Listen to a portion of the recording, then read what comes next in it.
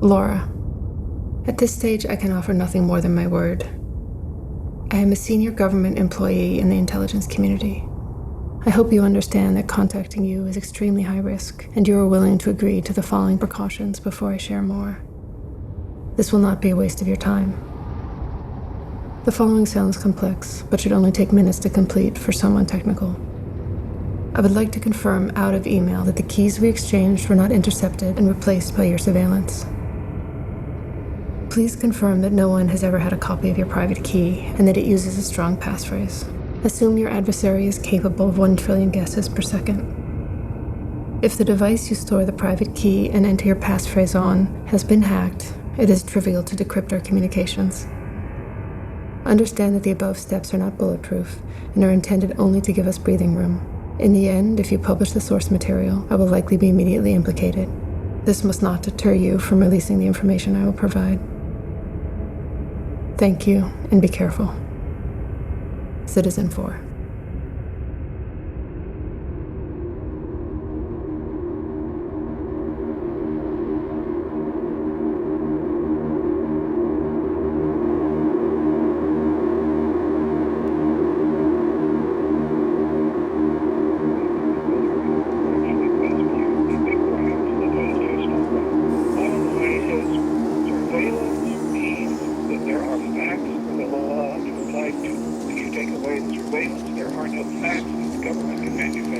That's right, and this is all about creating an independent record.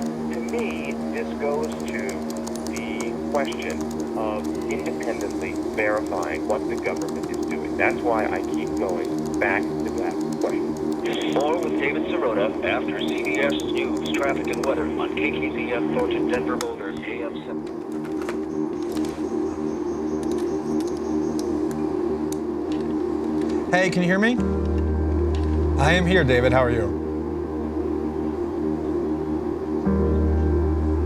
Well, I would just start by pointing to what Barack Obama himself said about those questions when he was running for the office that he now occupies in December of 2007. He said, quote, "The president does not have the power under the Constitution to unilaterally authorize a military attack in a situation that does not involve stopping an actual or imminent threat to the nation." So by Obama's own words, the president does not have the power that he's now exercising under the Constitution.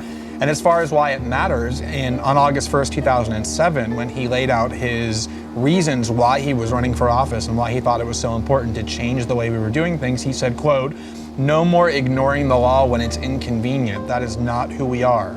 We will again set an example for the world that the law is not subject to the whims of stubborn rulers." So to allow presidents to simply start wars on their own without any...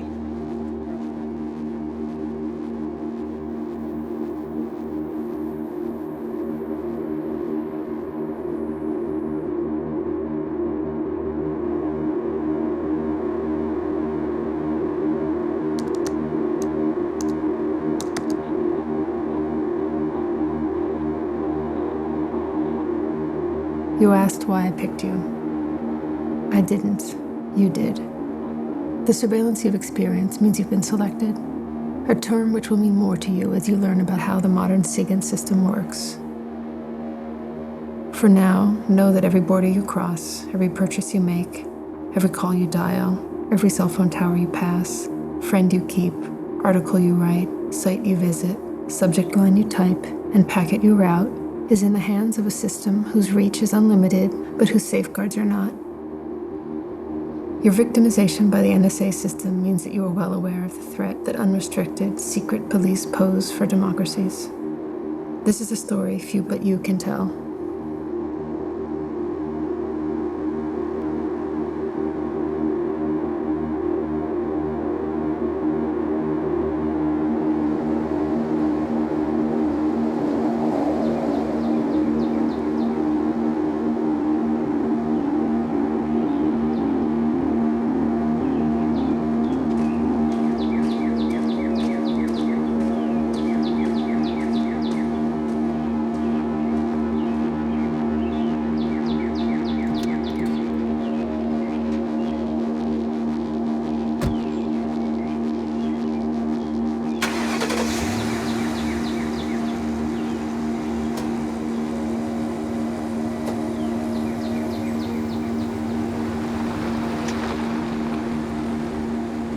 Thank you for inviting me here to give me the opportunity to express my story.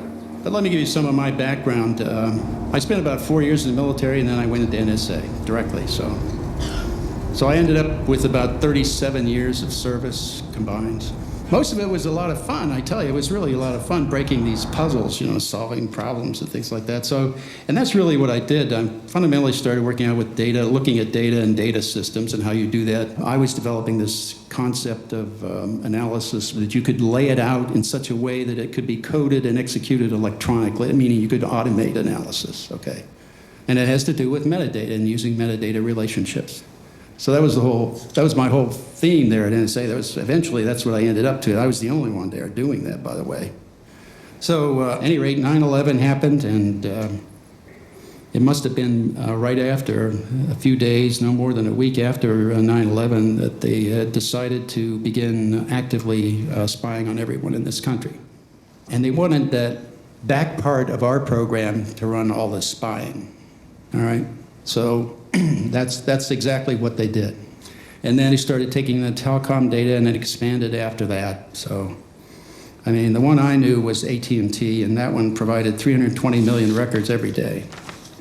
That program was reauthorized every 45 days by what I call the Yes Committee, which was Hayden and Tennant and the DOJ. The program was called Stellar Wind.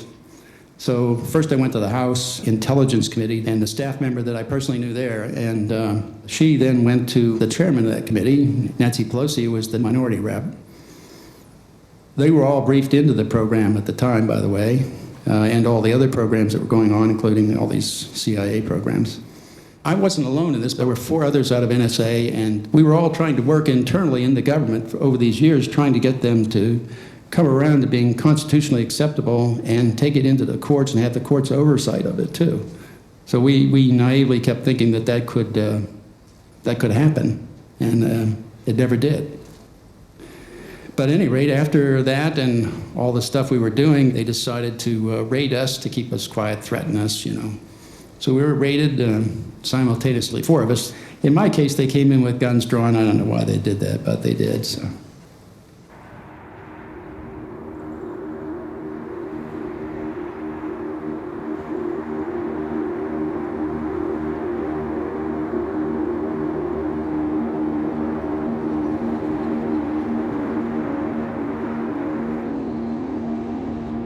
Laura, I will answer what I remember of your questions as best I can.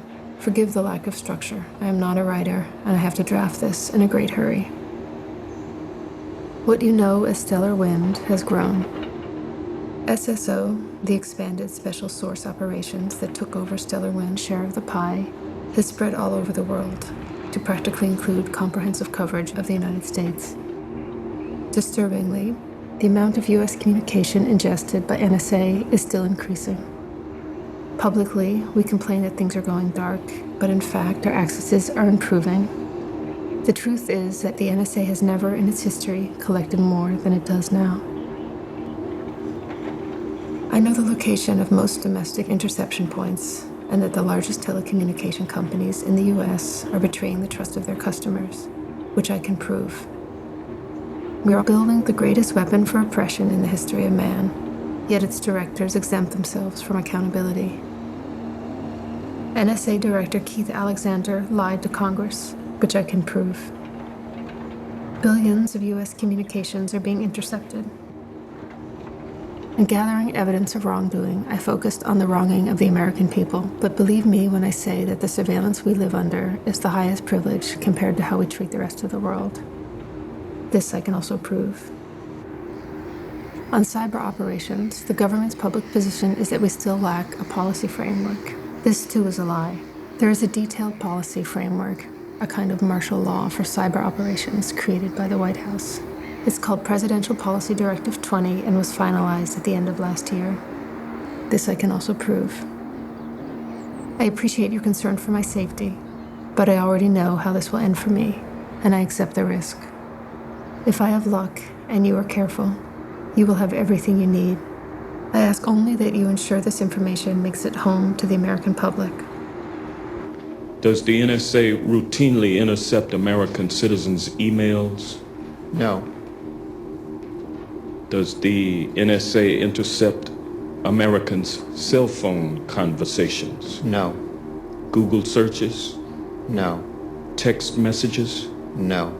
Amazon.com orders? No. Bank records? No. What judicial consent is required for NSA to intercept communications and information involving American citizens? Within the United States, that would be the FBI lead. If it was a foreign actor in the United States, the FBI would still have to lead and could work that with NSA or other intelligence agencies as authorized. But to conduct that kind of collection in the United States, it would have to go through a court order, and the court would have to authorize it. We are not authorized to do it, nor do we do it.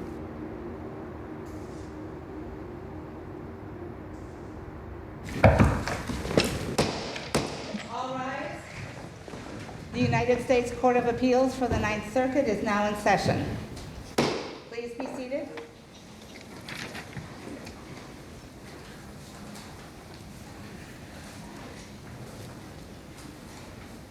Good morning and welcome to the Ninth Circuit.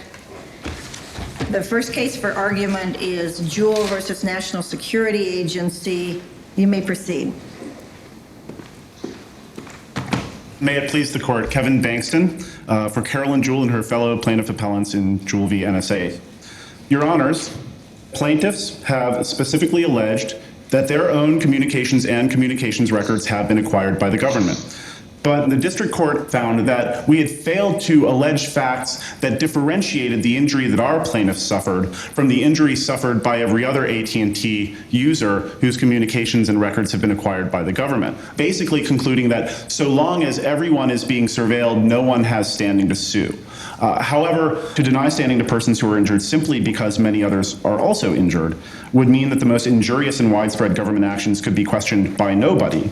Do you have anything concrete that, in fact, a specific communication of your client was intercepted? We have evidence that all of the communications passing between AT&T's network and other networks in their Northern California facility have been intercepted, and so that would necessarily include the internet communications of our Northern California plaintiffs. So, okay, thank you. Thank you, Your Honor.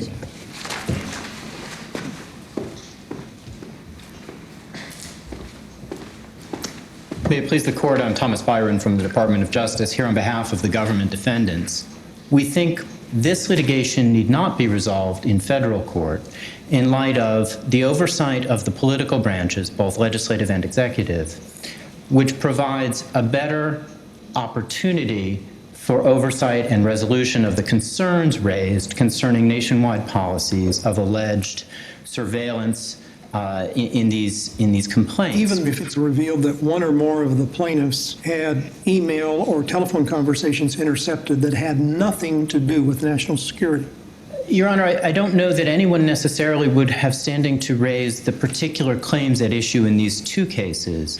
We think instead that the kinds of claims at issue here against these defendants are those that are better suited to resolution before the representative branches of our government. So what rule would the judiciary have if your approach is adopted? Judge Ferguson, I think that I mean, we just get out of the way, is that it? Well, Judge Ferguson, I think that there is a narrow category, a subset of cases in which it may be appropriate to step aside for that narrow category of cases. But the judiciary plays a role. To be sure, Judge Ferguson. In our system. Yes, Your Honor. And we don't mean to diminish that. You're asking us to abdicate that role. No, Your Honor, but it is a question of this court's discretion whether to reach that issue. We do think that there is simply no way for the litigation to proceed without risk of divulging those very questions of privileged information that would cause, as the Director of National Intelligence has explained, exceptionally grave damage to national security if disclosed. So thanks for having me. If anybody has any questions, like I said, just raise your hand and I'll try to call on you as soon as I possibly can. So who here actually feels like they are under surveillance pretty regularly? Everyone occupies, no? Everyone inside of Occupy. How many people here have been arrested and had at their court date, they had their phone taken into the back room? How many people here had their retina scanned? Wow. So you guys are actually, in a sense, the canaries in the coal mine, right? Because the incentives are all lined up against you. Anybody see on the subway, link your MetroCard to your debit card, right? And like auto refill? This is a concept which is key to everything we'll talk about today, and it's called linkability. Take one piece of data and link it to another piece of data. So for example, if you have your MetroCard and you have your debit card, you have those things and you can draw a line between them, right? So that's like not a scary thing, except your bank card is tied to everything else that you do during the day. So now they know where you're going when you make purchases. So when they decide to target you, they can actually recreate your exact steps with a MetroCard and with the credit card alone. Like literally where you go and what you buy. And potentially by linking that data with other people on similar travel plans, they can figure out who you talked to and who you met with. When you then take cell phone data, which logs your location, and you link up purchasing data, MetroCard data, and your debit card, you start to get what you could call metadata in aggregate over a person's life. And metadata in aggregate is content. It tells a story about you, which is made up of facts, but is not necessarily true. So for example, just because you were on the corner and all those data points point to it, it doesn't mean you committed the crime. So it's important to note that if someone has a perception of you having done a thing, it will now follow you for the rest of your life. So just keep in mind that what happens to you guys, for example, with fingerprints and retinal scans and photographs, that is what is going to happen to people in the future when they resist policy changes and when they try to protest in a totally constitutionally protected way. This for you, Director Clapper, again on the surveillance front, and I hope we can do this in just a yes or no answer because I know Senator Feinstein wants to move on.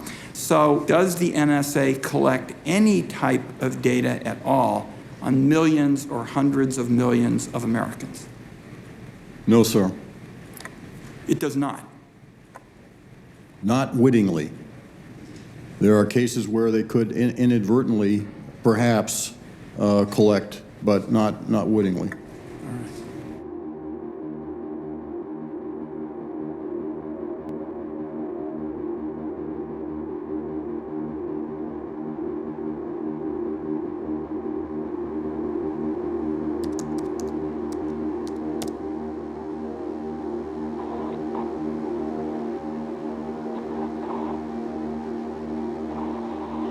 The encrypted archive should be available to you within 7 days.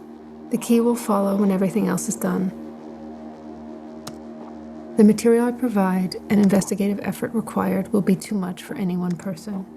I recommend, at a very minimum, you involve Glenn Greenwald. I believe you know him. The plain text of the payload will include my true name details for the record, though it will be your decision as to whether or how to declare my involvement. My personal desire is that you paint the target directly on my back. No one, not even my most trusted confidant, is aware of my intentions, and it would not be fair for them to fall under suspicion for my actions. You may be the only one who can prevent that, and that is by immediately nailing me to the cross, rather than trying to protect me as a source. On timing, regarding meeting up in Hong Kong. The first rendezvous attempt will be at 10 a.m. local time on Monday. We will meet in the hallway outside of a restaurant in the Mira Hotel. I will be working on a Rubik's Cube so you can identify me. Approach me and ask if I know the hours of the restaurant. I'll respond by stating that I'm not sure and suggest you try the lounge instead. I'll offer to show you where it is, and at that point, we're good. You simply need to follow naturally.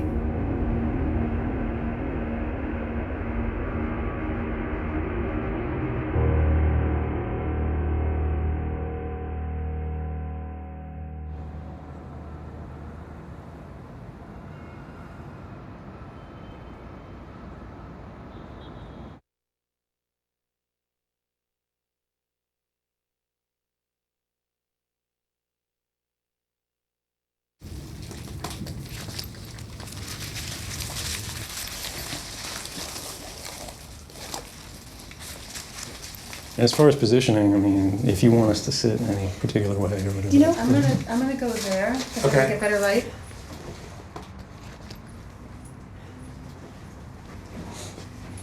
Just want to know where the first place So there's so many different enormous stories just that are kind of standalone stories. Mm-hmm.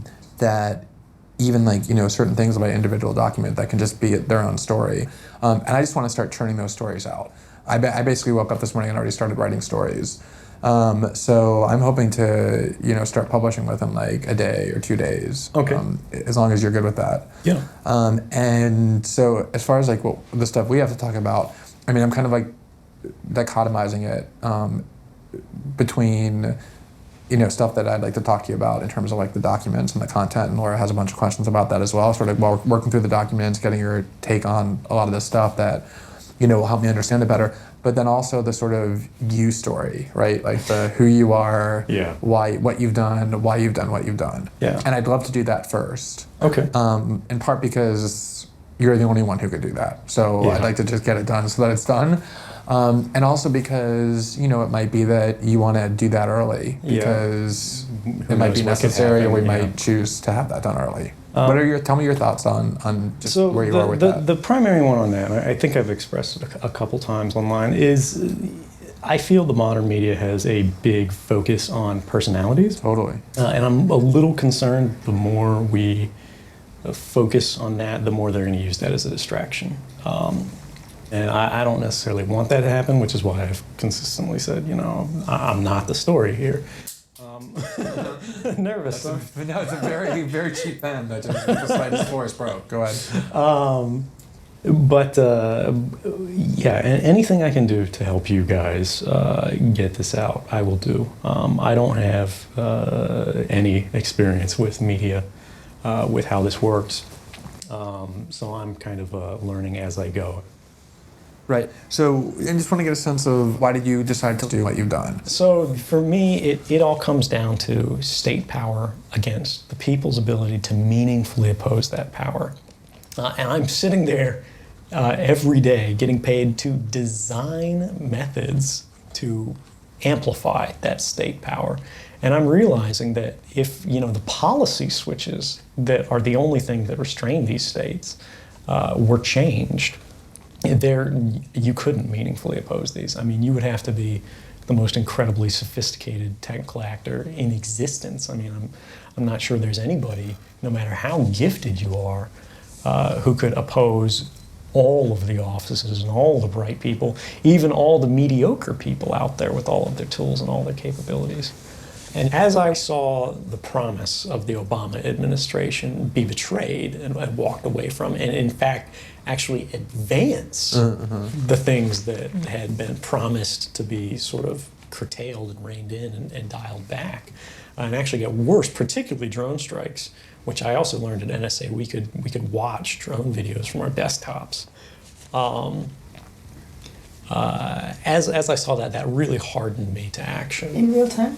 In real time, yeah. It'll stream a lower quality of the video to your desktop. Typically, you'd be watching surveillance drones as opposed to actually, murder drones where they're going out there to bomb somebody. But you'll have a drone that's just following somebody's house for hours and hours, and you won't know who it is because you don't have the context for that. But it's just a page where it's lists and lists of drone feeds in all these different countries under all these different code names, and you can just click on which one you want to see.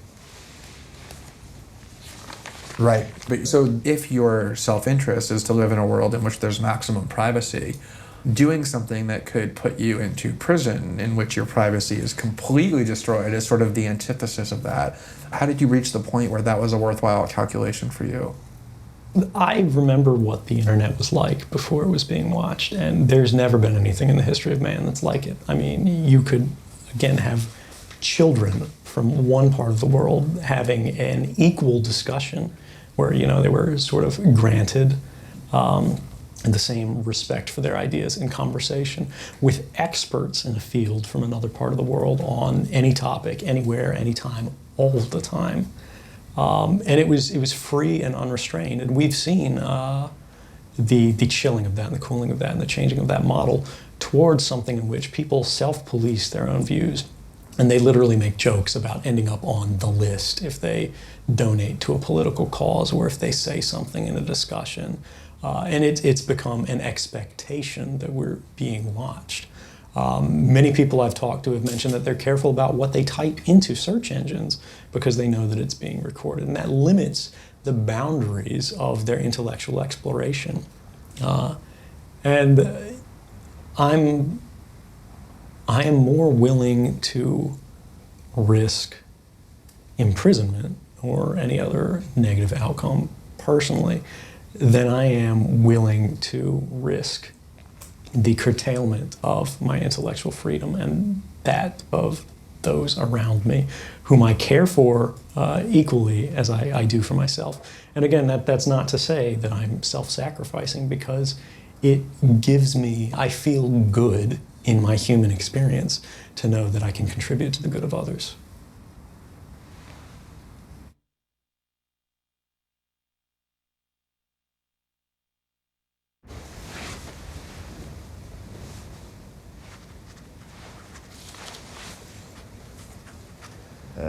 Could you elaborate on that? So, I don't know how much of the programs and the actual technical capacities everybody's talked to you about, but there's an infrastructure in place in the United States and worldwide that NSA has built in cooperation with other governments as well, that intercepts basically every digital communication, every radio communication, every analog communication that it has sensors in place to detect. And with these capabilities, basically the vast majority of human and computer-to-computer communications, device-based communications, which sort of inform the relationships between humans, are automatically ingested without targeting. And that allows individuals to retroactively search your communications based on self-certifications. So, for example, if I wanted to see the content of your email or, your wife's phone calls or anything like that, all I have to do is use what's called a selector, any kind of thing in the communications chain that might uniquely or almost uniquely identify you as an individual. And I'm talking about things like email addresses, IP addresses, phone numbers, credit cards, even passwords that are unique to you that aren't used by anyone else. I can input those into the system, and it will not only go back through the database and go, have I seen this anywhere in the past? It will basically put an additional level of scrutiny on it moving into the future that says, if this is detected now or at any time in the future, I want this to go to me immediately and alert me in real time that you're communicating with someone, things like that.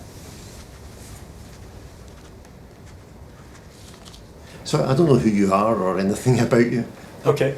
I work for Booz Allen Hamilton, defense contractor. I'm sort of on loan to NSA. I don't talk to a Booz Allen boss. I don't get tasking from Booz Allen. It's all from NSA. So I don't know your name. Oh, sorry. My name is Edward Snowden. I go by Ed. Edward Joseph Snowden's the full name. S-N? O-W-D-E-N. And where are you from? I was born in North Carolina, small town, Elizabeth City. There's a Coast Guard station there. I'm from a military family. Yeah. But I spent most of my time growing up around Fort Meade in Maryland. And your family, what's the consequences for them? This is actually what has made this hardest. My family doesn't know what's happening. They're unaware. I don't think I'll be able to keep the family ties that I've had for my life because of the risk of associating them with this. And I'll leave, what to publish on this and what not to publish to you guys. I trust you to be responsible on this. But basically, the closer I stay to my family, the more likely they are to be leaned on. So you don't want me to report this? I mean, we don't. Yeah, we definitely want to do whatever we can not to include them or bring them into the mix. So, that's fine. I won't. I'm sorry, let me interrupt you. Can we just stop for a second, do the document, and then go back to that? That makes sense. What do I need? Do I need an email address that we're using, or? Well, so you can send them, once you've encrypted it, you can send it from whatever you think is appropriate. The main thing is you've got to encapsulate all of this in a way that it can't be decrypted and read when it's in transit across the network or on either of the endpoints. Okay. I mean, just so you know, these documents are basically all going to be public within 48 hours, 72 hours. This is simply, you want to get in the process of doing this for everything because it seems hard, but it's not hard. Okay. This is super easy. So just walk me through it. And okay. Show me the actual folder structure where these files are first. How many documents did you say there were? 7. All right. Well, while you're working. Okay, go ahead. Okay. How many documents are we talking about? Because when The Guardian did WikiLeaks, technical people set up a system so that they were available for anybody to see. And I just wonder if it's possible to do the same thing. That would be the ideal end game, but because some of these documents are legitimately classified in ways that could cause harm to people and methods, I'm comfortable in my technical ability to protect them. I mean, you could literally shoot me or torture me, and I could not disclose the password if I wanted to. I have the sophistication to do that. There are some journalists that I think could do that, but there are a number of them that couldn't. But the question becomes, can an organization actually control that information in that manner without risking basically an uncontrolled disclosure? But I do agree with that. Honestly, I don't want to be the person making the decisions on what should be public and what shouldn't, which is why rather than publishing these on my own or putting them out openly, I'm running them through journalists so that my bias, and my things, because clearly I have some strongly held views, are removed from that equation, and the public interest is being represented in the most responsible manner. Yeah. Actually, given your sort of geographic familiarity with the UK and whatnot, I'd like to point out that GCHQ has probably the most invasive network intercept program anywhere in the world. It's called Tempora, Tempora, and it's the world's first full take, they call it, and that means content in addition to metadata on everything. So this is what I'd like to do, just in terms of scheduling, if it's good with everybody else. Do you feel like you're done with what you? Okay. So I'm anxious to go back, get those articles done, and then there's a bunch of documents that aren't about those first 2 or 3 stories that I'd like to spend time with you, kind of going over. And I'm not going anywhere. You're available? Do you want to check your book first? Yeah, let me check my schedule. Is that good for you, Laura? Do you want to? Okay.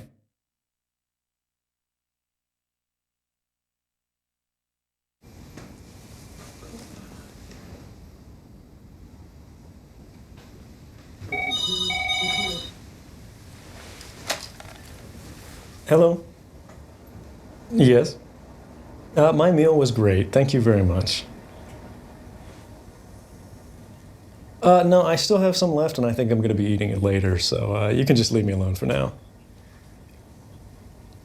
Okay, great. Thank you so much. Have a good one. Bye. Let's fix that real quick. So another fun thing I was telling Laura about this, all of these new VoIP phones, they have little computers in them, and you can hot mic these over the network all the time, even when the receiver's down. So as long as it's plugged in, it can be listening on you, and I hadn't even considered that earlier, but yeah. Okay. There are so many ways. This could be, everything that's in here is pretty much going to be on the public record at some point. We should operate on that. Yeah, I think we are. So do you have your haircut machine? I do. You can pop that out. Do you have an understanding or commitment on when you guys are going to press with the first stories? It's about 7 or 8 in the morning in London. Okay. Well, let's see here.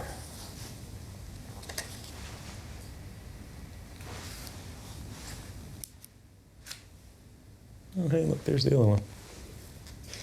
Pro tip, let's not leave the same SD cards in our laptops forever in the future.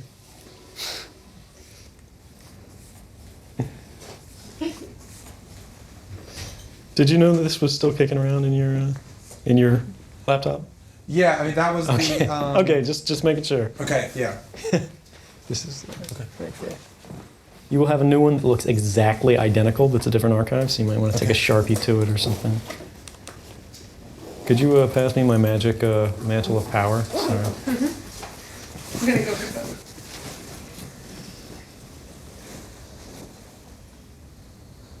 Is that about the possibility of Visual, overhead? yeah, visual collection.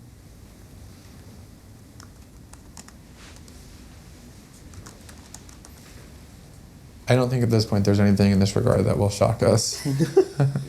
We've become pretty. In fact, Ewan said before, he's like, I'm never leaving my room. He's like, I'm never leaving anything in my room again, not a single machine. I was like, you've been infected by the paranoia bug. It happens to all of us. And the way he said it, he was like, I would never leave a single device in the room again alone. My bag is getting heavier and heavier. Exactly. Leaving less and less. That's your evil influence, Ed. All right, I'm going to need you to enter your root password because I don't know what it is. If you want to use this one, you're more than welcome to. Okay. It looks like your root password's about 4 characters long anyway. It's usually a lot longer, but that's just like the one-time only thing, right? So it is. It had been a lot longer, but ever since I knew that it was just like a one-time only session one, I've been making it shorter. Is that not good? It's actually not. I was expressing this with Laura either. The issue is because of the fact that it's got a hardware MAC address and things like that, if people are able to identify your machine and they're able to... Because of the fact you're about to break the most upsetting story. Right, that's true. So they might kind of prioritize... It's 10 letters. I type very quickly. It actually is 10 letters. Okay, so 10 letters would be good if they had to brute force the entire key space. Right. That would still probably only take a couple of days for NSA. That's a fire alarm. Okay. Hopefully it just sounds like a 3-second test. Whereas, do you want to call the desk and ask? I think it's fine. Yeah, I don't think it's an issue, but it's interesting that they're just... Did that happen before? Maybe they got mad that they couldn't listen into us via the phone anymore. Has the fire alarm gone off before? No, that's the first time that's happened. Yeah, see, just in case they've got like an alert that goes through. But that's unusual. You probably might have to evacuate. Shouldn't ignore that. I don't know. If it goes, no, it's not continuous. It's not continuous. No, I'm just saying if it continues. And then we go and we meet the guys down in the lobby. Yeah, right. Yeah. Yeah, let's leave it for now. Let me finish this up. All right.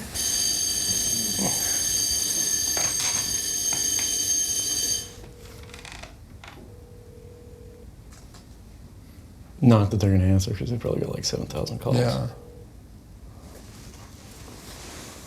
Hi, we hear a loud buzzing on the 10th floor. Can you tell us what that is? Oh, okay. Okay, great. Thank you. Bye. Fire alarm testing maintenance. That's good. Yeah. That's what we wanted to hear. Nice of them to let us know about that in advance.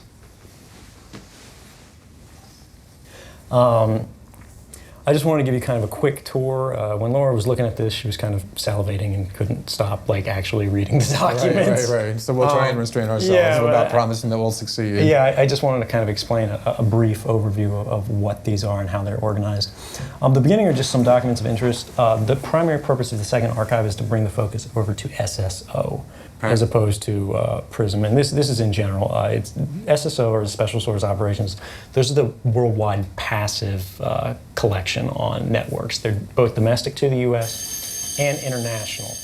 There's a lot of different ways they do it, but corporate partnerships are one of the primary things they do domestically. They also do this with multinationals that might be headquartered in the U.S. who they can kind of coerce or just pay into giving them access.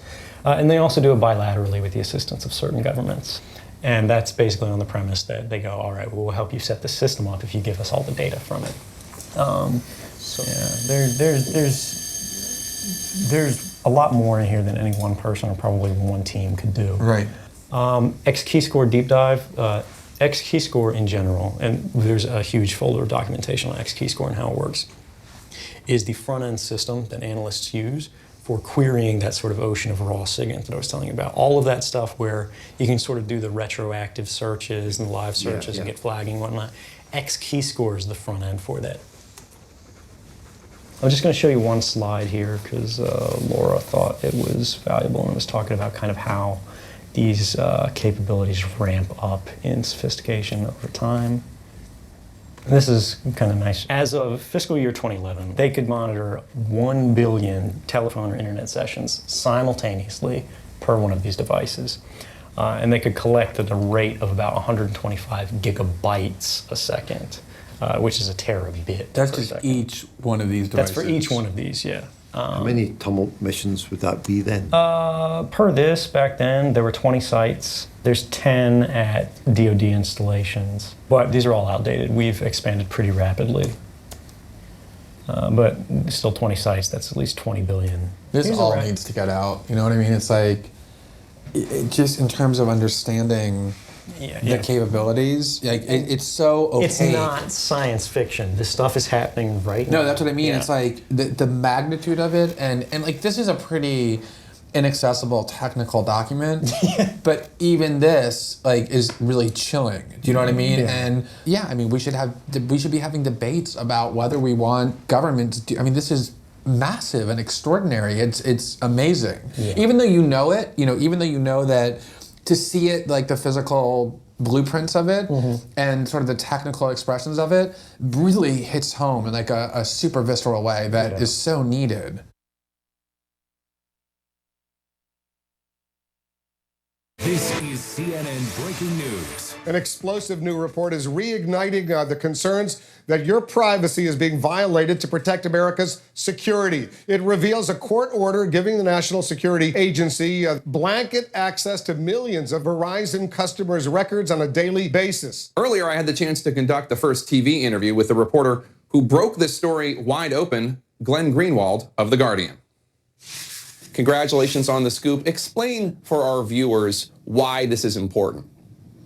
It's important because people have understood that the law that this was done under, which is the Patriot Act, enacted in the wake of 9/11, was a law that allowed the government very broad powers to get records about people with a lower level of suspicion than probable cause, the traditional standard. So it's always been assumed that under the Patriot Act, if the government had even any suspicion that you were involved in a crime or terrorism, they could get a lot of information about you. What this court order does that makes it so striking is that it's not directed at any individuals who they believe or have suspicion of committing crimes or part of a terrorist organization. It's collecting the phone records of every single customer of Verizon Business and finding out every single call that they've made internationally and locally. So it's indiscriminate and it's sweeping. It's a government program designed to collect information about all Americans, not just people where they believe there's reason to think they've done anything wrong.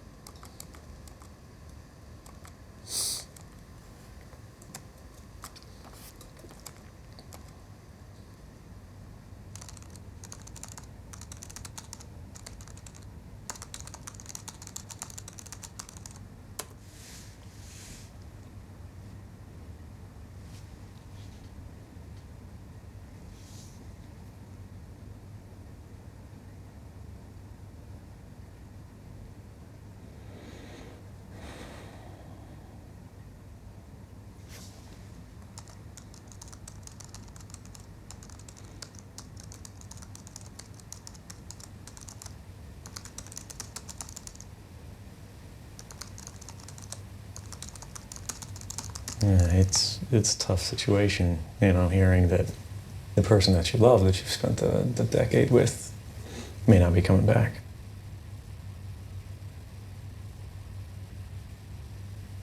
What did they ask her?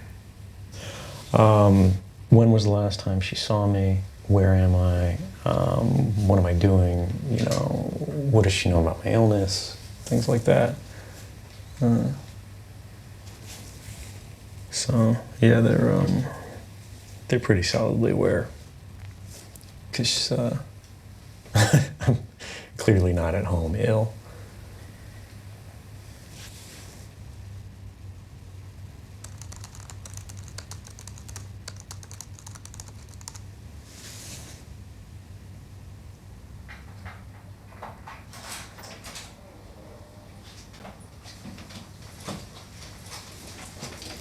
Hello? Hello? Hello. Let me disconnect from the internet.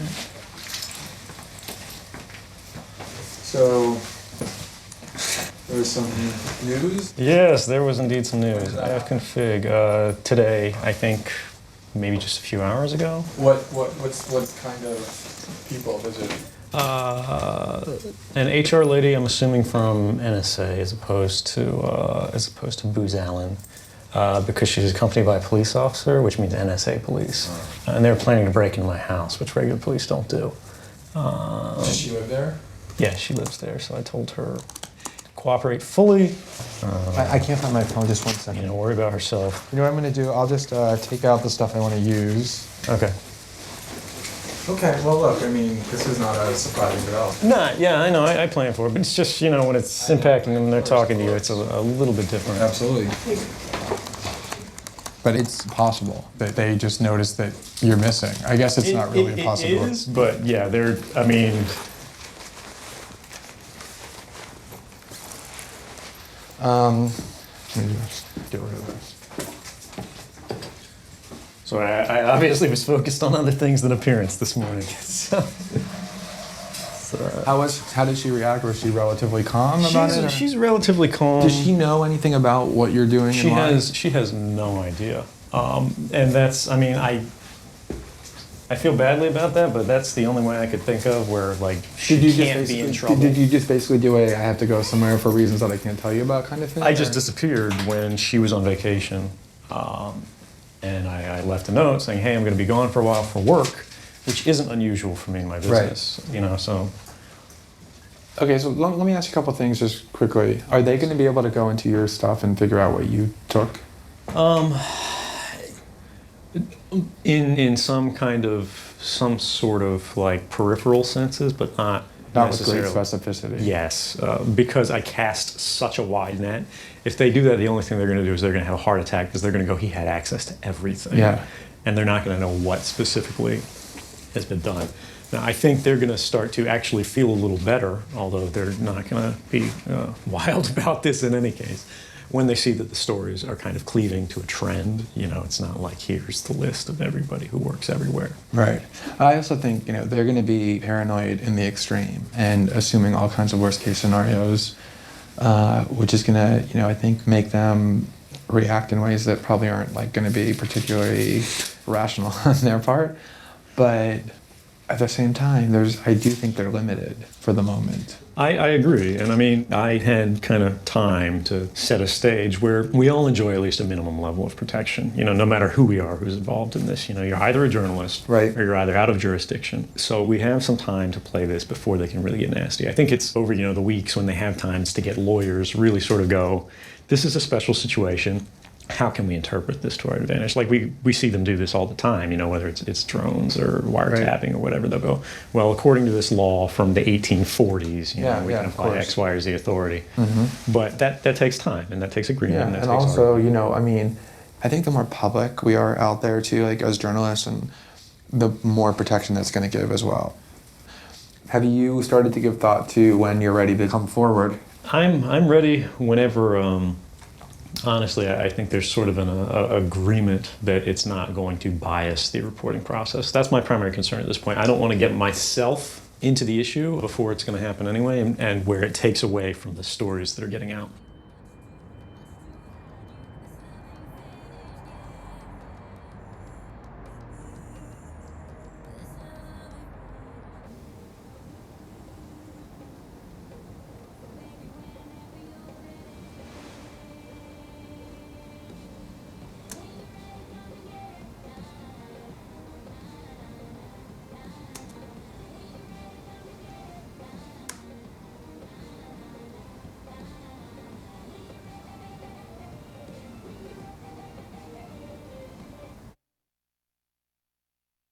talking about tens of millions of Americans who weren't suspected of doing anything, who were surveilled in this way. Your thoughts for a moment. I want to continue this conversation because these are really important, sensitive issues, and the public out there has a right to know what's going on. Stand by. This is CNN Breaking News.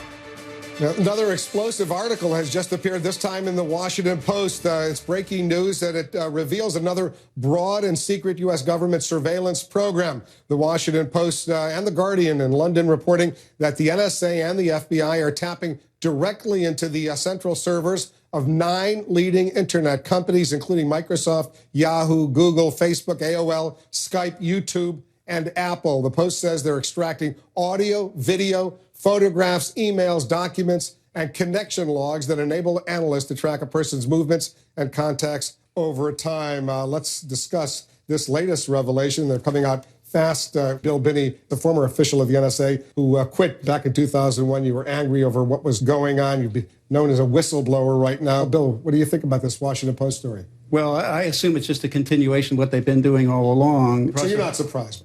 Do you have any idea who's leaking this information?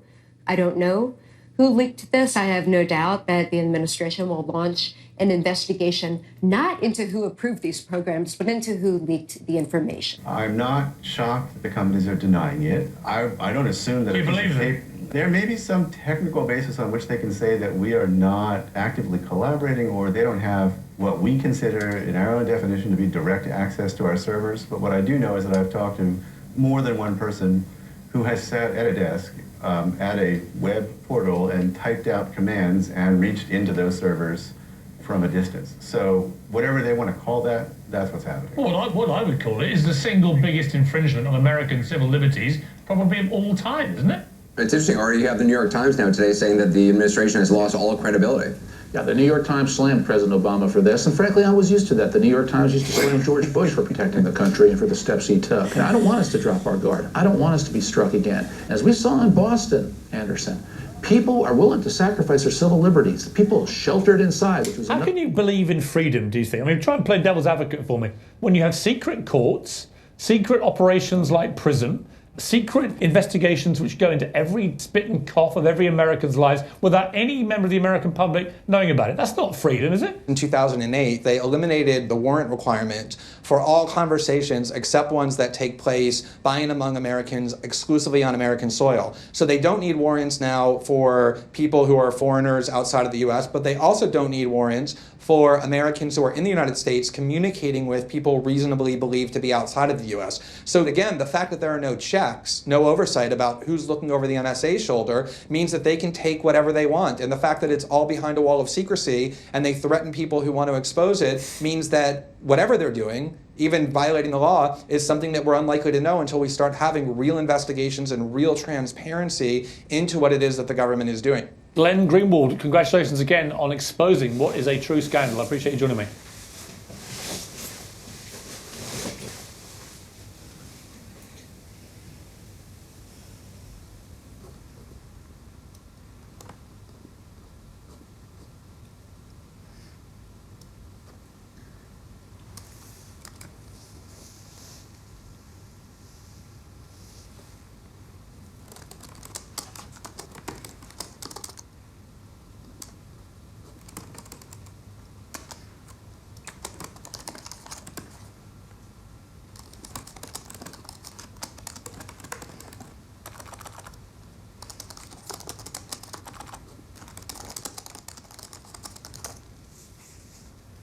I just heard from Lindsay, and she's still alive, which is good, and free. My rent checks apparently are no longer getting through to my landlord, so they said if we don't pay them in 5 days, we'll be evicted, which is strange because I've got a system set up that automatically pays them. So there's that, and apparently there's construction trucks all over the street of my house, so it's... I wonder what they're looking for.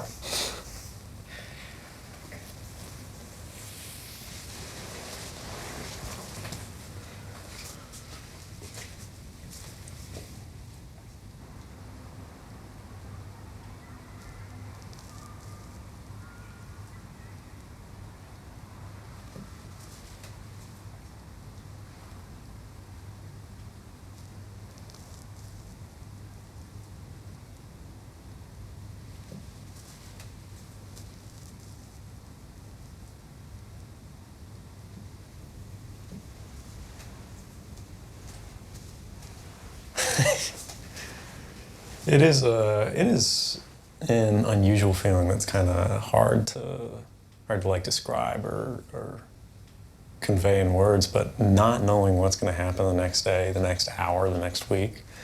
It's scary, but at the same time it's liberating. The planning comes a lot easier because you don't have that many variables to take into play. You can only act and then act again. Now all these phone calls are being recorded digitally, not for content, but for origin and destination. Now word the government is going right into the servers of these large internet companies. How does the government, politically speaking, make the argument that this is essential to national security and not a dramatic overreach in terms of personal privacy? It's difficult, Matt, because as Peter was pointing out, overnight we had an extraordinary late night, close to midnight, announcement and a declassification from the Director of National Intelligence. They are scrambling. The administration's already supported strongly by leaders in both parties from the intelligence committees. GCHQ has an internal Wikipedia at the top secret, super classified level, where anybody working in intelligence can work on anything they want. Yep. That's what this is. I'm giving it to you. You can make the decisions on that, what's appropriate, what's not. It's going to be documents of different types, pictures and PowerPoints and Word documents, stuff like that. Sorry, can I take that seat? Yeah. So, I'm sorry, I've got you to repeat. So in these documents, they will show... Yeah, there will be a couple more documents on that. That's only one part, though. Like, it talks about tempora and a little more thing. That's the wiki article itself. It was also talking about a self-developed tool called UDAQ, U-D-A-Q. It's their search tool for all the stuff they collect, was what it looked like. Yeah. It's going to be projects. It's going to be troubleshooting pages for a particular tool. Thanks. What's the next step? When do you think you'll go public? Or? I think it's pretty soon. I mean, with the reaction, this escalated more quickly. I think pretty much as soon as they start trying to make this about me, which should be any day now, I'll come out just to go, hey, this is not a question of somebody skulking around in the shadows. Yeah. These are public issues. These are not my issues. These are everybody's issues. And I'm not afraid of you. You're not going to bully me into silence like you've done to everybody else. And if nobody else is going to do it, I will. And hopefully when I'm gone, whatever you do to me, there'll be somebody else who'll do the same thing. It'll be the sort of internet principle of the Hydra. You can stomp one person, but there's going to be 7 more of us. Yeah. Are you getting more nervous?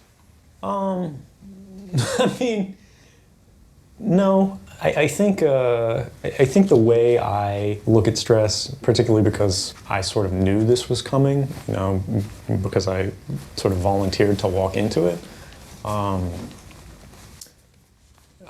already sort of familiar with the idea. I'm not worried about it. When somebody busts in the door, suddenly I'll get nervous and it'll affect me. But until they do, I'm eating a little less. That's the only difference, I think.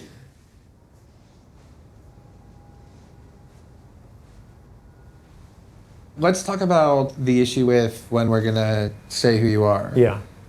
This is, you have to talk me through this because I have a big worry about this. Okay, tell me. Which is that if we come out and I know that you believe that your detection is inevitable and that it's inevitable imminently. There's, in the New York Times today, Charlie Savage, the fascinating Sherlock Holmes of political reporting, deduced that the fact that there's been these leaks in succession probably means that there's some one person who's decided to leak a bunch of stuff. Somebody else quoted you as saying it was one of your readers, and there's somebody else who put another thing. So I mean, it's fine. I want people to. I want it to be, this is a person. I want to start introducing the concept that this is a person who has a particular set of political objectives about informing the world about what's taking place. I'm keeping it all anonymous, totally, but I want to start introducing you in that kind of incremental way. But here's the thing. What I'm concerned about is that if we come out and say, here's who this is, here's what he did, the whole thing that we talked about, that we're going to basically be doing the government's work for them, and we're going to basically be handing them, a confession and helping them identify who found it. I mean, maybe you're right. Maybe they'll find out quickly, and maybe they'll know. But is there any possibility that they won't? Are we kind of giving them stuff that we don't, or possibility that they know, but they don't want to reveal it because they don't know, or that they don't know, and we're going to be telling them. Is it a possibility that they're going to need like 2-3 months of uncertainty and we're going to be solving that problem for them? Or, let me just say the or part, maybe it doesn't matter to you. Like maybe you want it. You're not coming out because you think inevitably they're going to catch you and you want to do it first. You're coming out because you want to fucking come out and you want to be There heard. is that. I mean, that's the thing. I don't want to hide on this and skulk around. I don't think I should have to. Obviously, there's circumstances that are saying that. And I think it is powerful to come out and be like, look, I'm not afraid, and I don't think other people should either. I was sitting in the office right next to you last week. We all have a stake in this. This is our country. And the balance of power between the citizenry and the government is becoming that of the ruling and the ruled, as opposed to actually, the elected and the electorate. Okay, so that's what I need to hear, that this is not about... But I do want to say, I don't think there's a case that I'm not going to be discovered in the fullness of time. It's just a question of time frame. You're right. It could take them a long time. I don't think it will. But I didn't try to hide the footprint because, again, I intended to come forward the whole time. I'm going to post this morning just a general defense of whistleblowers. That's fine, yeah. And you in particular, without saying anything about you. I'm going to go post that right when I get back. And I'm also doing like a big fuck you to all the people who keep like talking about investigations. Like that, I want that to be like the fearlessness and the fuck you to like the bullying tactics has got to be completely pervading everything we do. And I think that's brilliant. I mean, your principles on this, I can't support them enough. Because it's inverting the model that the government has laid out, where people who are trying to say the truth skulk around and they hide in the dark and they quote anonymously and whatnot. I say yes, fuck that. Okay, so here's the plan then.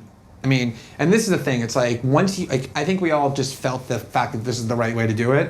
It's you feel the power of your choice. You know what I mean? It's like, and I want that power to be felt in the world. Okay. And it is it's the ultimate standing up to them, right? Like. I'm not gonna fucking hide even for like 1 second. Yeah. I'm gonna get right in your face. Yeah. You don't have to investigate. There's nothing to investigate. Here I am. Yeah. And I think that it's just incredibly powerful. And then the question just becomes, how do we do this in the right, the perfect way? Yeah. And that's my burden, and that's what I'm gonna so. Today is going to be as opposed to morning, assuming that it doesn't change on the Guardian end. It's going to be the story in the morning just to keep the momentum going, just to keep like the disclosures coming. A big one at night. Now it's becoming like, okay, this is a major leak. And after today, when we pose the two things that we're going to pose, it's going to be, what the fuck is this leak and who did it? I guarantee you.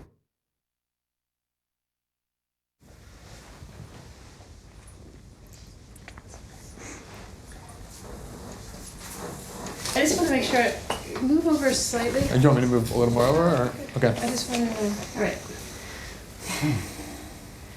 All right, we're rolling. So let's just begin with some basic background information, like just state your name, what position you held in the intelligence community, and how long you worked within that community. Okay, just so I'm aware of where we're going, how in depth are we going? Just in general, like I'm currently an infrastructure analyst, Booz Allen Hamilton, not going through my whole backstory. Yeah. Okay. Just like, summary kind of. Okay. My name's Ed.Snowden. I'm 29 years old. I work for Booz Allen Hamilton as an infrastructure analyst for NSA in Hawaii. And what are some of the positions that you held previously within the intelligence community? I've been a systems engineer, systems administrator, senior advisor for the Central Intelligence Agency, solutions consultant, and a telecommunications information systems officer. And what kind of clearances have you held? What kind of classification? Top secret. So people in my levels of access for systems administration or as an infrastructure analyst typically have higher accesses than an NSA employee would normally have. Normal NSA employees have a combination of clearances called TS, SI, TK, and Gamma. That's top secret, signals intelligence, talent keyhole, and Gamma. And they all relate to certain things that are sort of core to the NSA mission. As a systems administrator, you get a special clearance called PRIVAC, for privileged access, which allows you to be exposed to information of any classification, regardless of what your position actually needs.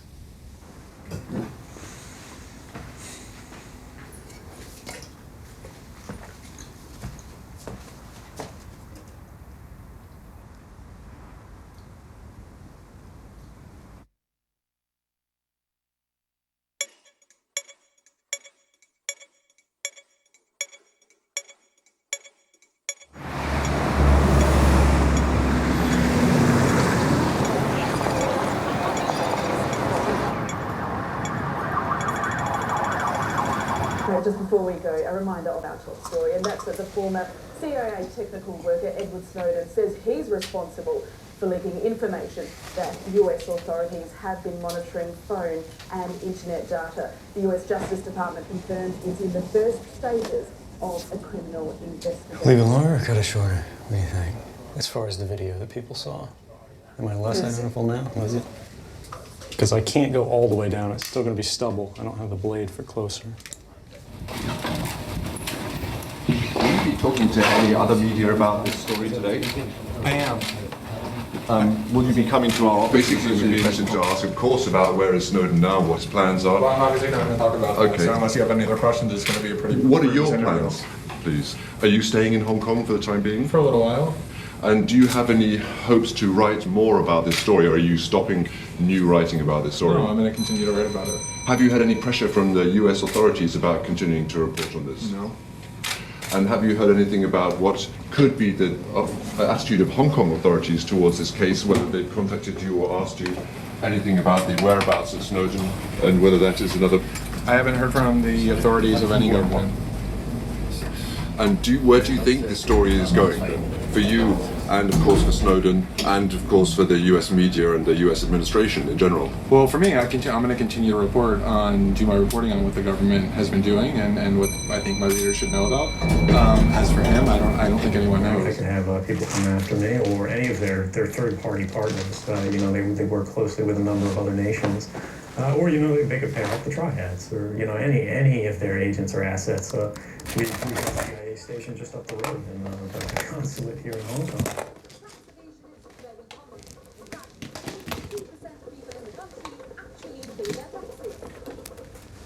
Around a third of the country's 1.2 billion people are very poor.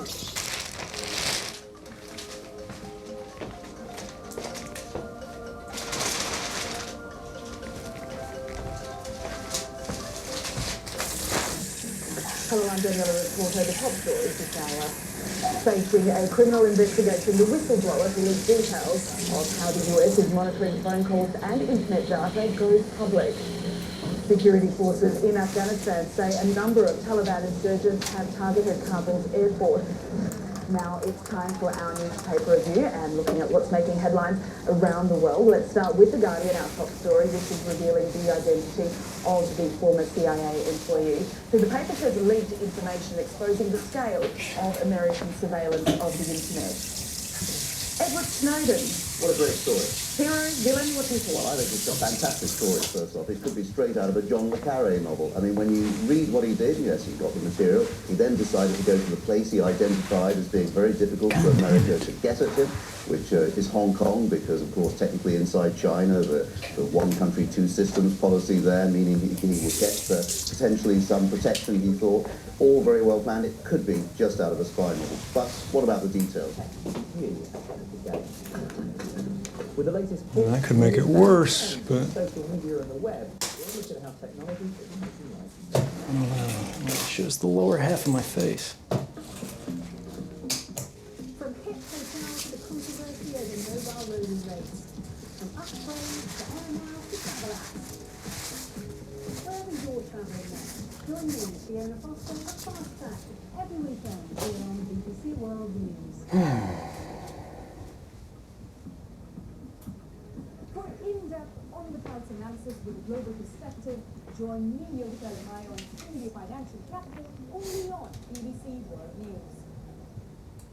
Snowden says he'd become increasingly dismayed by what he saw as the growing power of the NSA, hence his decision to pass on documents which are said to reveal not only that the organization monitored millions of phone calls, but that it had direct access to some of the biggest internet companies in the world.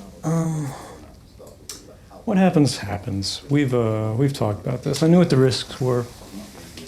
If I get arrested, I get arrested.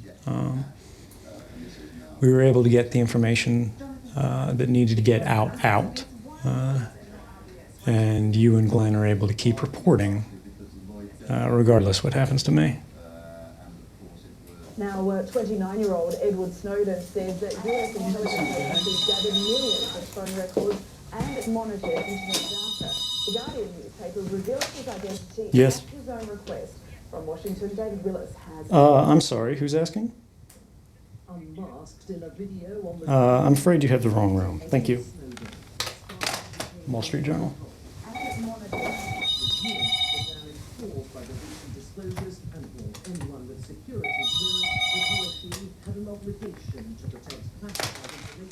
Yes.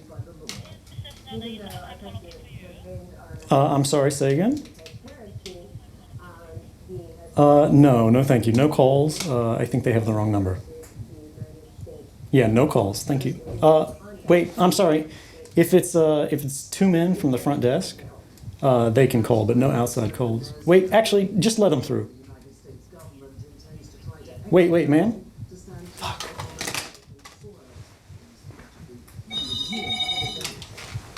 Yes. 10 days since protests began in Turkey, and yet again thousands have returned to the streets. Wait, is it a lawyer? Yeah, no. I mean the people who are asking. Ask them if they are lawyers. If their demonstrations continue, well, Mark Lowen is in Taksim Square in... No, tell her that she has the wrong number and there's no Mr. Snowden here.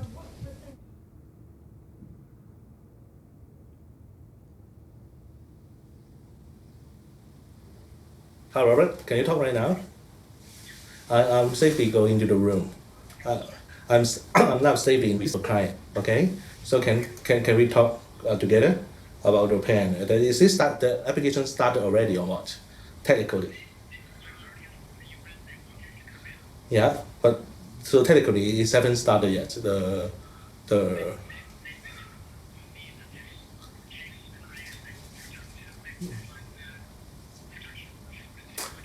Would you mind to talk to in a speakerphone? Sorry. Yeah. Hey, Robert. Hi, I'm the client. Pretty good. I'm doing well. Okay, I just met with the head of the UNHCR here in Hong Kong, and they're aware that you're raising the protection you're entitled to under the UNHCR, and they would like you to come in with us. Okay. To the UN. If you come now, it's lunchtime, but they're going to let us in. No one else can get in. Okay. And within the UNHCR, there's separate exits from buildings, so we have a good opportunity. If any of the media finds out you're there, Yeah. we'll be able to exit a different way from the building. Okay, that's great. Is it okay if I bring equipment? Because I'm just kind of going so I can leave in any direction at any time and not come back if necessary. Just walk out of there. You don't have to go back. Okay. Take whatever you want with you, and just go with Mr. Mann. I will pick you. He knows where I'm going to pick you guys up, and then I'll bring you into the UNHCR. Okay, that sounds good. All right. Thank you so much for helping. Yeah, with he's this, by the way. quite worried about the next day, about the accommodation, or he's going to stay. Whether there's something private and they cannot be discovered by the police. Don't worry about that now. Let's just get up to the UN. Okay, I see. Okay, I will give you a call, hit up it before I restart. Okay. Okay, thank you. Bye. Sorry, there's not yet, but we don't have a car with such. Okay. What I'm thinking, we may ask the concierge to arrange a car, or we just go down and catch a taxi. But it's quite. The traffic here in Tsim Sha Tsui is quite difficult to get a taxi. Yeah, so is there precedent for this where Hong Kong would extradite someone for political speech? No, I don't aware of. If we have a torture claim or asylum seeking claim on that, then they ought, under the law, they ought to give you a reconnaissance so for you to stay in Hong Kong, because they don't know where to dump you back yet.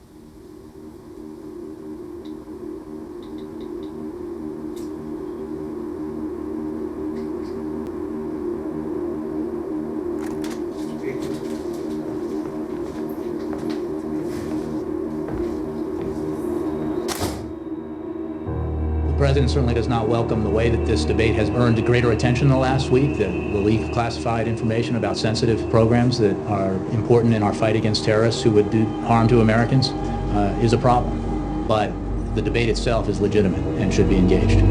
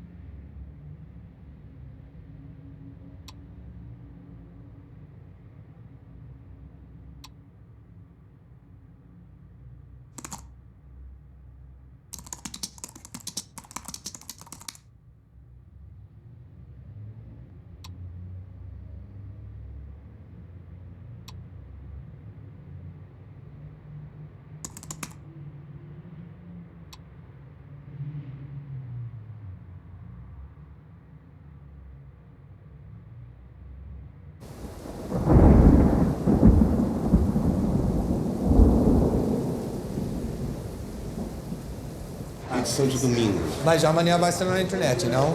Amanhã à noite. Sim. Posso chatuar?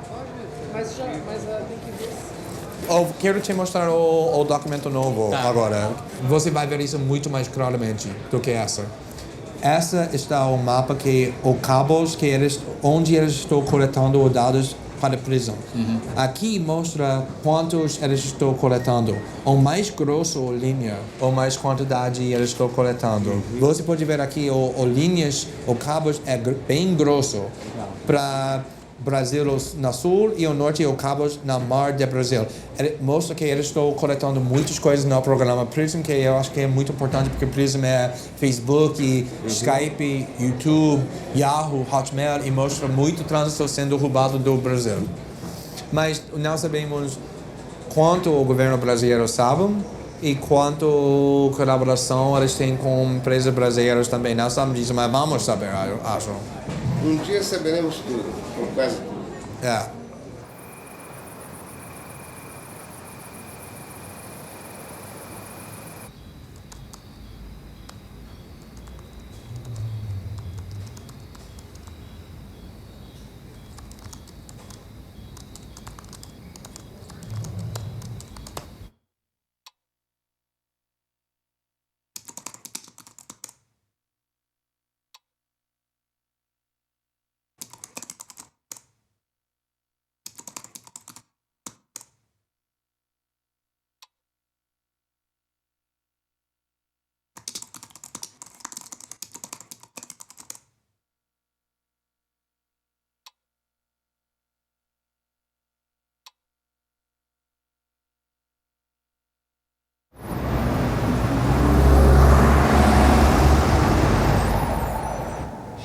Right, so which ones do we want here then?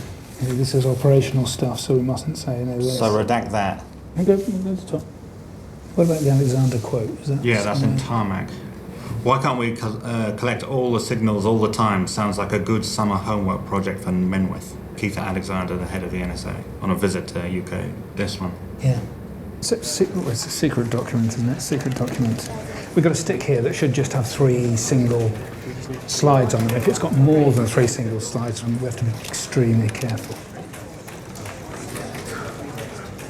Yeah, that's it. This is really dangerous stuff for us. Guardian is we make mistakes at the very end where we kept it all under lock and key and no one knows. I'm not saying that.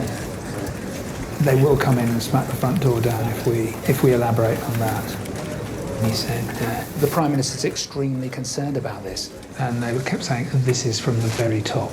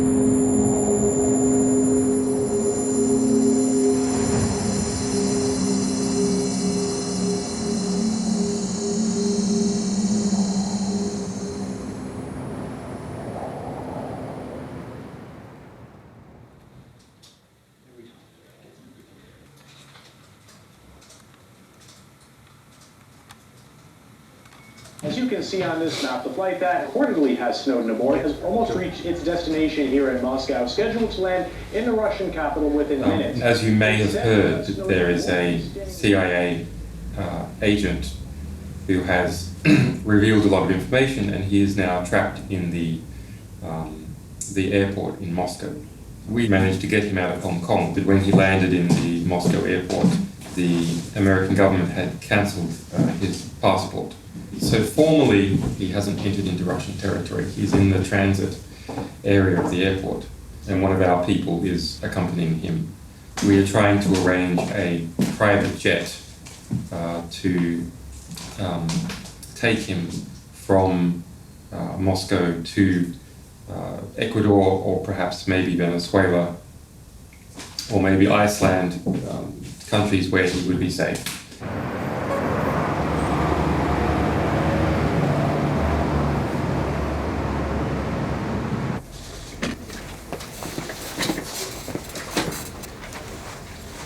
A palavra de Vossa Senhoria pelo tempo que julgar necessário. Sim, obrigado e boa tarde a todos. A primeira coisa, a justificação para os americanos para tudo, desde o ataque de 11 de setembro, é terrorismo. Tudo para a segurança nacional, para proteger nossa população. Na realidade, é o oposto.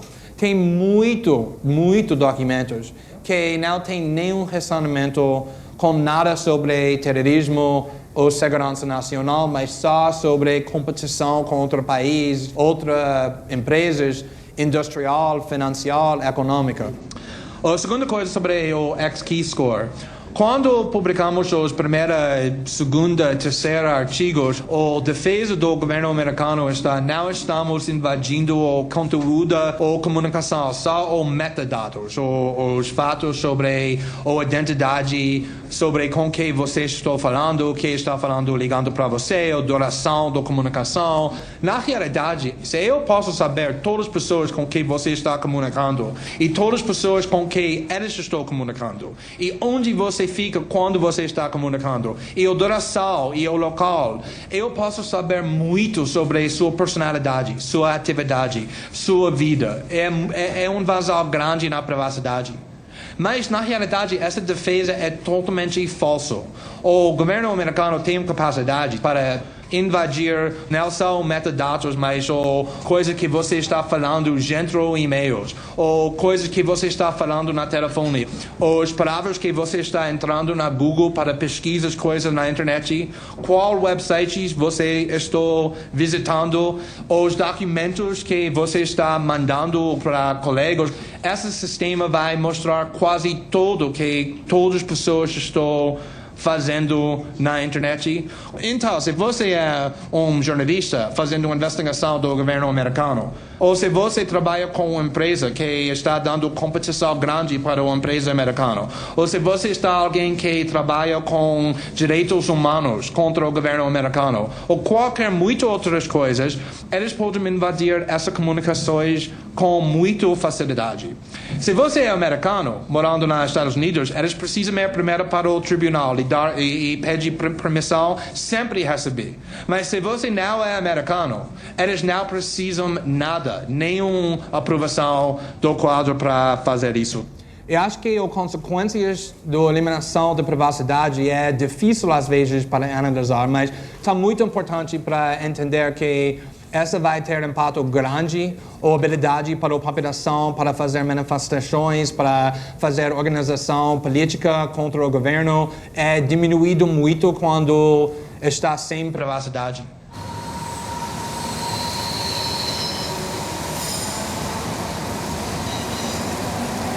May I collect all the phones, please?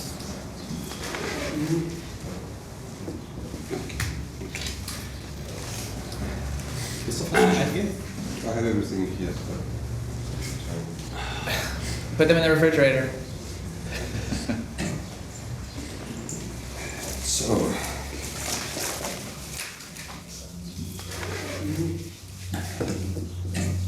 So, as you know, in June, Snowden was charged with 3 legal violations, felonies, principally under a World War I era criminal law called the Espionage Act. The Espionage Act is an extremely broad criminal prohibition against the sharing or dissemination of what's called national defense information. It was only used to prosecute people who had been accused of acting with a foreign power, spies, not whistleblowers. And it's a very unusual legal representation, I think, not just for all of you, but for me as well. The Espionage Act does not distinguish between leaks to the press in the public interest and selling secrets to foreign enemies for personal profit. So under the Espionage Act, it's not a defense if the information that was disclosed should not have been withheld in the first place, that it was improperly classified. It's not a defense if the dissemination was in the public interest, that it led to reforms. Even if a court determines that the programs that were revealed were illegal or unconstitutional, that's still not a defense under the Espionage Act. The government doesn't have to defend the classification. It doesn't have to demonstrate harm from the release. All of this is irrelevant. So when we say that the trial wouldn't be fair, we're not talking about what human rights lawyers think of as fair trial practices. We're saying the law, the statute itself, eliminates any kind of defense that Snowden might be able to make and essentially would equate him with a spy. And of course, those three counts could be increased to 100 or 200 or 300. They could charge him separately for each document that has been published by a journalist. And I think that we all recognize, even though we sit here as lawyers in a lawyers' meeting, that it's probably 95% politics and 5% law, how this will be resolved.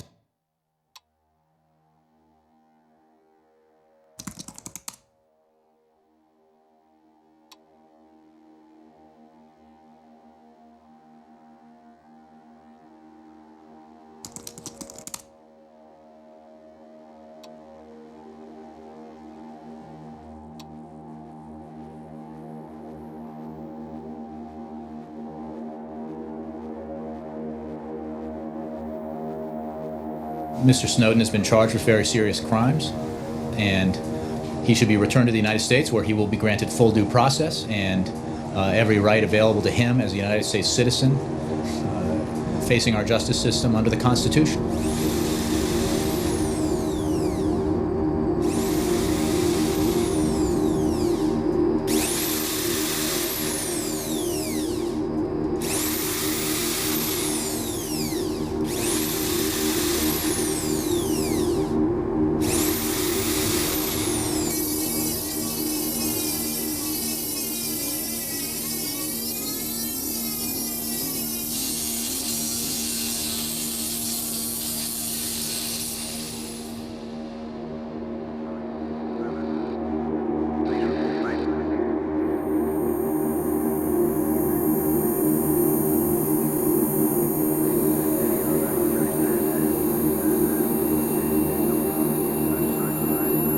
I don't think Mr. Snowden was a patriot. I called for a thorough review of our surveillance operations before Mr. Snowden made these leaks. My preference, and I think the American people's preference, would have been for a lawful, orderly examination of these laws, a thoughtful, fact-based debate that would then lead us to a better place.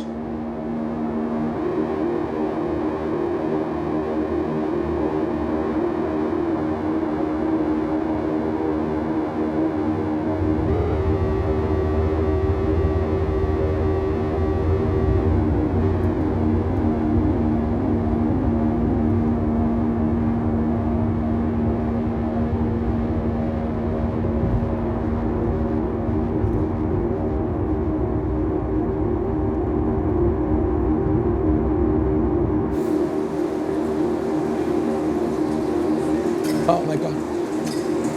David. No, my baby. You okay?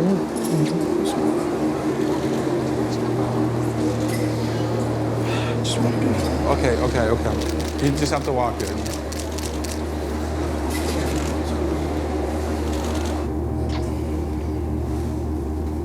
How are you?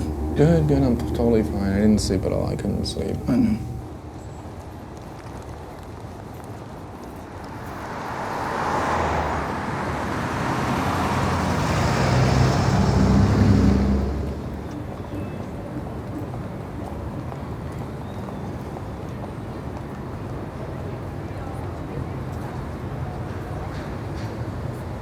Recent reports have revealed that the NSA have access to encryption keys, and they paid tech companies to introduce backdoors in encryption protocols. So we're going to talk about ways in which we can defend ourselves against governments spying on us. So Mr. Jacob Appelbaum is an encryption and security software developer and journalist. Ladar Levison is the founder of the encrypted email service Lavabit, used by Edward Snowden. You have the floor. Thank you. Lavabit is an email service that hopefully one day will be able to stand on its own without any references to Snowden. My service was designed to remove me from the possibility of being forced to violate a person's privacy. Quite simply, Lavabit was designed to remove the service provider from the equation. By not having logs on my server and not having access to a person's emails on disk, I wasn't eliminating the possibility of surveillance. I was simply removing myself from that equation. And that surveillance would have to be conducted on the target, either the sender or the receiver of the messages. But I was approached by the FBI quite recently and told that because I couldn't turn over the information from that one particular user, I would be forced to give up those SSL keys and let the FBI collect every communication on my network without any kind of transparency. And of course, I wasn't comfortable with that, to say the least. More disturbing was the fact that I couldn't even tell anybody that it was going on. So I decided, if I didn't win the fight to unseal my case, if I didn't win the battle to be able to tell people what was going on, then my only ethical choice left was to shut down. Think about that. I believe in the rule of law. I believe in the need to conduct investigations. But those investigations are supposed to be difficult for a reason. It's supposed to be difficult to invade somebody's privacy because of how intrusive it is, because of how disruptive it is. If we don't have our right to privacy, how do we have a free and open discussion? What good is the right to free speech if it's not protected? In the sense that you can't have a private discussion with somebody else about something you disagree with. Think about the chilling effect that that has. Think about the chilling effect it does have on countries that don't have a right to privacy. I've noticed a really interesting discussion point, which is that what people used to call liberty and freedom, we now call privacy. And we say, in the same breath, that privacy is dead. This is something that really concerns me about my generation, especially when we talk about how we're not surprised by anything. I think that we should consider that when we lose privacy, we lose agency, we lose liberty itself, because we no longer feel free to express what we think. There's this myth of the passive surveillance machine, but actually what is surveillance except control? This notion that the NSA are passive, this is nonsense. What we see is that they actively attack European citizens, American citizens, and in fact, anyone that they can if they perceive an advantage.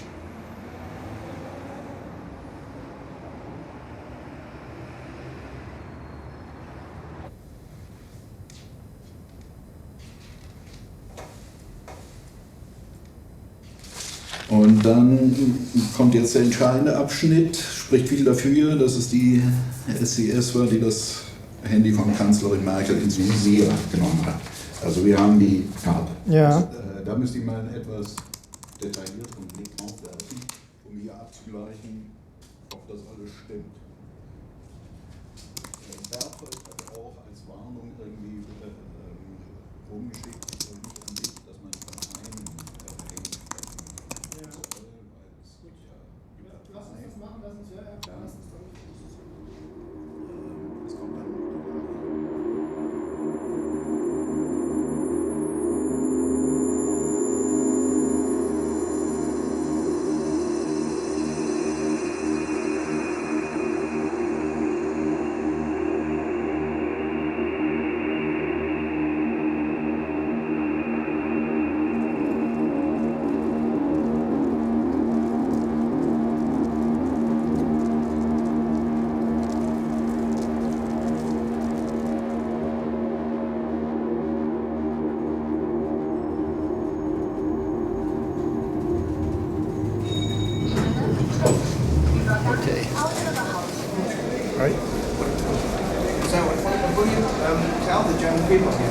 I'll have to get that in testimony. And what are you going to tell?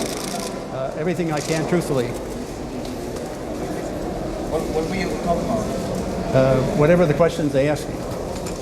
Yeah, I think it's over there. Okay, all right. Thank you.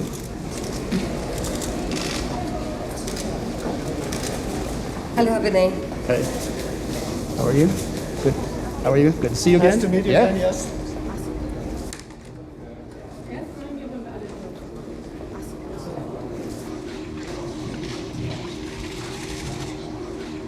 It is my pleasure to be here. I feel that it's important to testify about what's really going on behind the scenes in the intelligence community around the world, not just in the NSA. All these programs that Edward Snowden has exposed fundamentally are ways of acquiring information. Every dictatorship down through history has always done it. One of the first things they need to do is to try to acquire knowledge of their population, and that's exactly what these programs do. I see this as the most major threat to our democracies all around the world.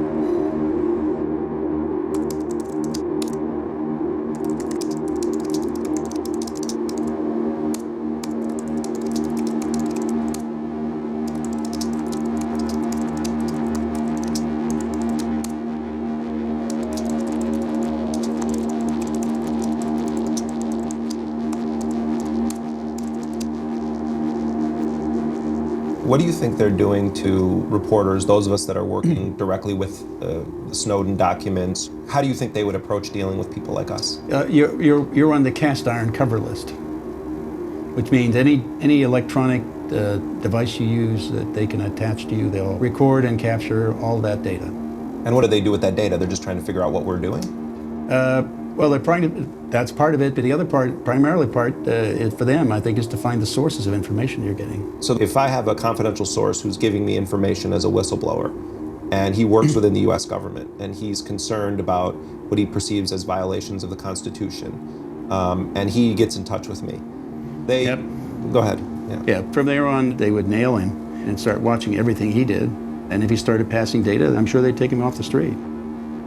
I mean, the way you have to do it is like Deep Throat did, right? In the Nixon years, meet in the basement of a parking garage, physically.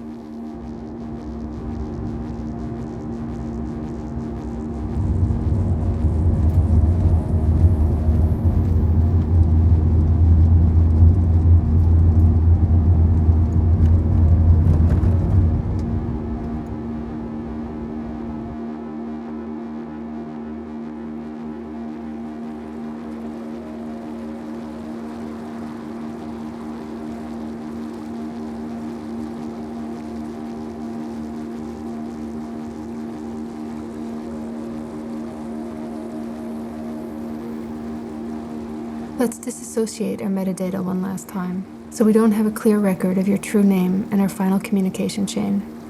This is obviously not to say you can't claim your involvement, but as every trick in the book is likely to be used in looking into this, I believe it's better that that particular disclosure come on your own terms. Thank you again for all you've done. So sorry again for the multiple delays, but we've been in uncharted territory with no model to benefit from. If all ends well, perhaps the demonstration that our methods worked will embolden more to come forward. Citizen.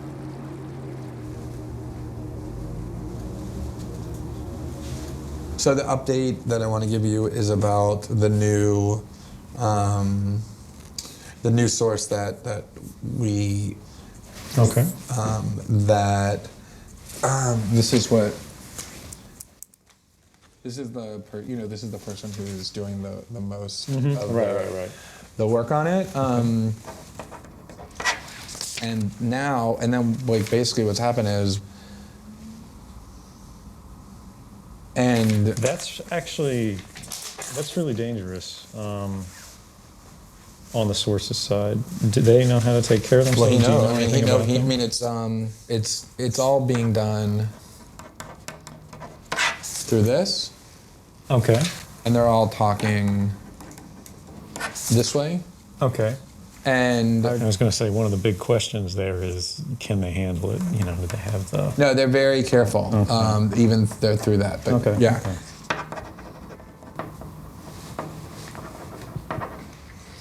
And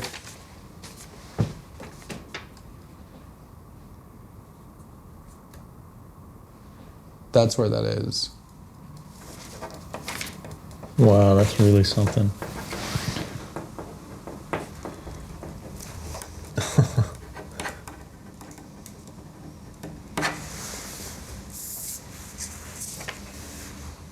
Do you know that?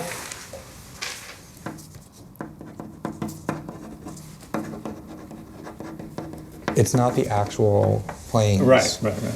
You mean the control? It's the process. Who's sending the, yeah. There's a chart, you know, there's like a whole layout, and it, for everyone. That is really bold, it's really risky, but, you know, that's the thing, if they understand what they're doing. There's this chart, it goes like this. It shows the decision-making chart. It's a chart that, it's shaped like this.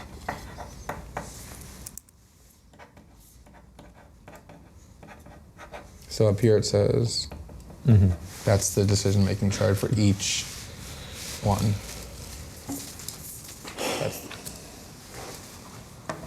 And it's so political. This part's amazing.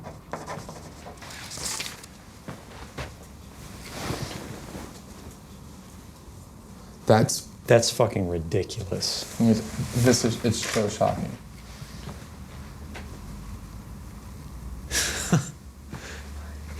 That's I know, the population of entire countries. That's what we're working on.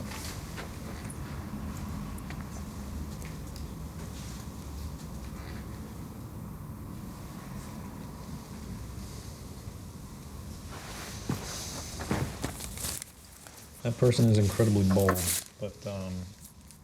but also very well aware. Right. I just hope. I mean. No, I mean the boldness of it is shocking, but I mean it was obviously. But the other thing is motivated by what you did. I mean, this is going to. That could raise the profile of this whole political situation with whistleblowing to a whole new level, because it's going to. Yeah, I mean, I actually think that's a great thing. And I think people are going to see what's being hidden again, by a totally different part of the government.